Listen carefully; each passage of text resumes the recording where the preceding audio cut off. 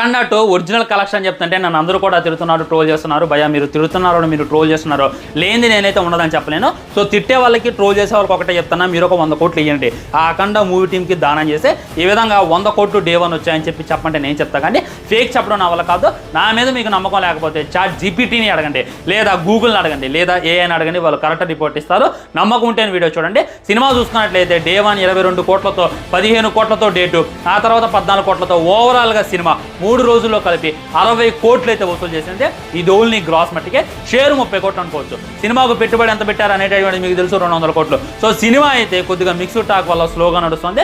నార్త్లో రిలీజ్ చేయకపోవడం వల్ల కూడా కలెక్షన్స్ కొద్దిగా తక్కువగా వస్తున్నాయి. 100 కోట్లు కొట్టింది గ్రాస్, నేను కొట్టదంట్లా, కానీ పెట్టుబడినటువంటి పెట్టుబడి రికవరీ చేయడం అనేటటువంటిది అసాధ్యం. సో బాలయ్య బాబు గారు నాన్ స్టాప్గా హిట్స్ కొడుతూ వస్తుండో ఈ అఖండ 2 ఏదైతే ఉందో ఇది బ్రేక్ లాగా అని చెప్పి నాకైతే అనిపించింది. సో దీని మీద మీ కామెంట్ కూడా తప్పకుండా తెలియజేయండి. సినిమా ఇప్పటిదాకా 60 కోట్లు వసూలు చేసింది, కానీ వీళ్ళు డే 1 50 కోట్లు కొట్టింది, 59 కోట్లు కొట్టింది, 60 కోట్లు కొట్టింది అని చెప్పి పోస్ట్ చేసుకున్నారు. ఇది ఎంతవరకే కరెక్ట్?